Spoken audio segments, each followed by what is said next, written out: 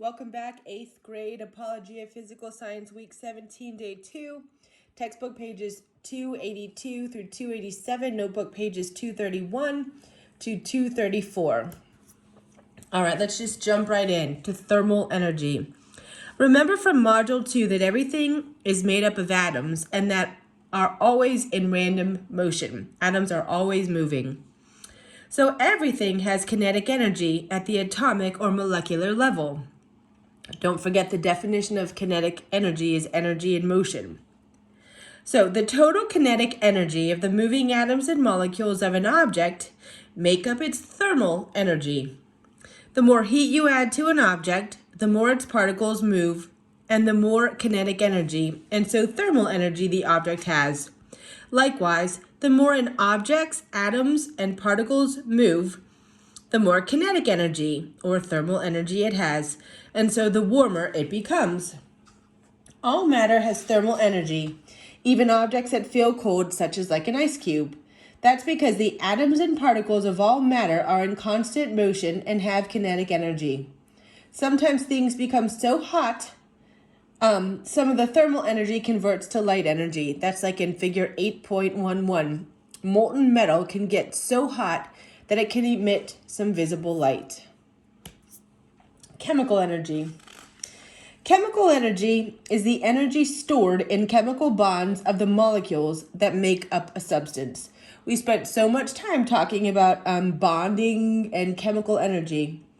Since this is stored energy, it is actually potential energy, and you might hear it called chemical potential energy. For example, the source of energy for the fire in figure 8.12 is the chemical energy stored in the wood. When the wood is burned, the chemical energy is released, and some of it is converted to thermal energy so that the boy can cook the hot dog. All chemical compounds store energy in their bonds. Fuels, such as coal and gasoline, have a large amount of chemical potential energy. When the gasoline in your car is burned in the car's engine, the energy stored in the chemical bonds of the gasoline is released, and some of it is converted to mechanical energy, which actually moves the car.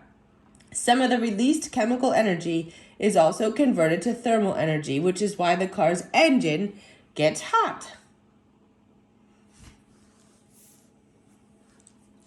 Electrical energy. If you use a hairdryer to dry your hair or a toaster to toast your bread in the morning, you've used electricity or electrical energy.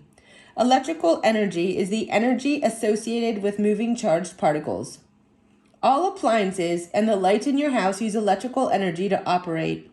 The powerful bolts of lightning showed in figure 8.13 are produced by electrical energy. The electrical potential energy in the clouds is converted to light energy. You see the bolt of lightning. Sound energy, you hear the crack of the thunder. And thermal energy as the lightning bolt strikes. Now, in batteries, the chemical energy stored in the battery is converted to electrical energy to power your clock or your flashlight. You will learn more about electric energy in a later module. Electromagnetic energy. Electromagnetic energy is a form of energy that is reflected or emitted from objects and travels through space in the form of waves. This form of energy is also called radiant energy or light energy. The sun is the source, either directly or indirectly, of most of the Earth's energy supplies because it radiates electromagnetic energy through space in waves.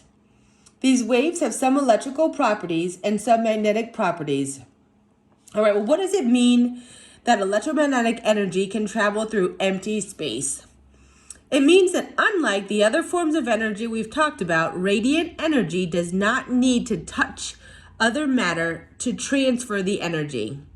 So some of the examples of electromagnetic energy include radio waves, microwaves, infrared radiation, visible light, ultraviolet light, X-rays, and gamma radiation. Light energy is the only form of energy that we can directly see, visible light. Light is made up of tiny photons which contain lots of energy. Light waves are always moving, and so they cannot be stored. Thus, light energy would be kinetic. But light energy can be converted into other forms of energy. That is exactly what plants do when they photosynthesize. They convert light energy into chemical energy in the bonds of glucose. You will learn more about light energy in a later module. So again, this is kind of a high-level review of the different kinds of energy. Sound energy. Sound energy is a form of mechanical energy, and it is energy carried by sound waves. It is produced when an object, such as a cello string, like figure 815, vibrates.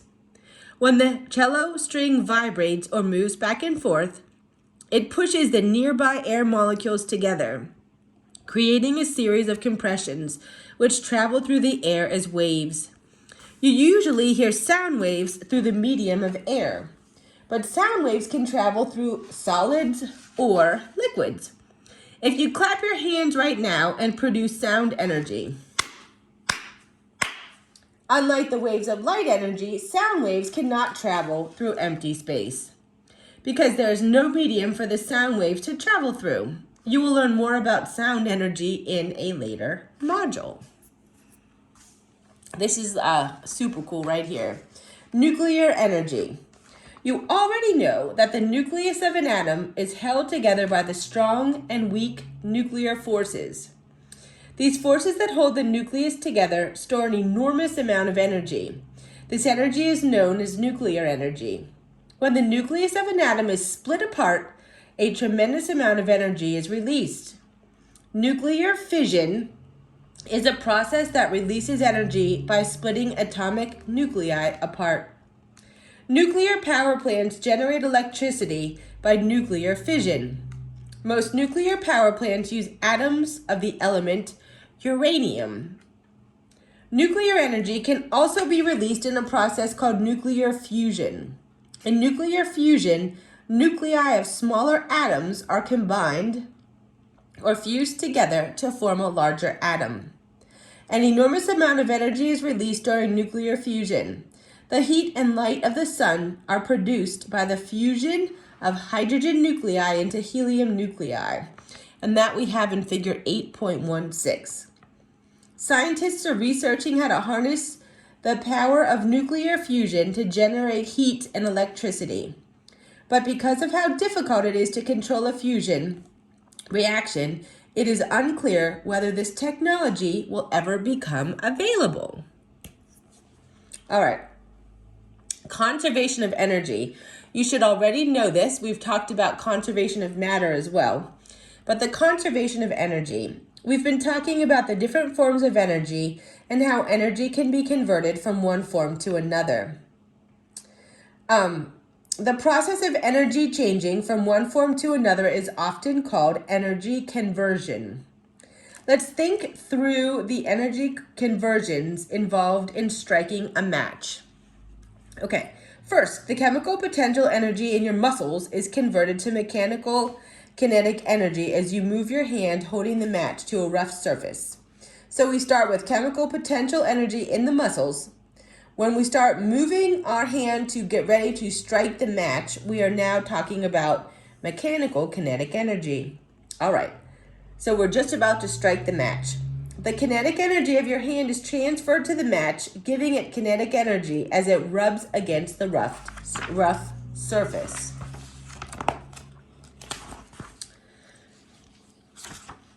Next, friction between the match and the rough surface converts some of kinetic energy into thermal energy. The thermal energy triggers a reaction on the tip of the match because as the temperature rises, the particles vibrate faster. In other words, friction provides the activation energy needed to start the chemical reaction. Once started, the chemical reaction releases the match's chemical potential energy stored in the bonds of the chemicals on the match head. The chemical energy is finally converted to more thermal energy, enough to burn the matchstick, and electromagnetic energy. When energy is converted from one form to another, the total energy stays the same no matter how many energy conversions may take place. This is one of the most important concepts in science, and it is known as the law of conservation of energy. And it is defined as energy cannot be created or destroyed. It can only be converted from one form to another or transferred from one object to another. Okay. Does this remind you of anything? It really should. The law of conservation of matter. But what does this really mean? Basically, it means that energy doesn't disappear when it's used. In other words, the total energy of a system before any energy conversions equals the total energy of the system after the energy conversions. There is no loss. How is that possible? After all, we know that if you're on your bike at the top of a small hill and coast down without pedaling or braking, you will eventually come to a stop because of friction.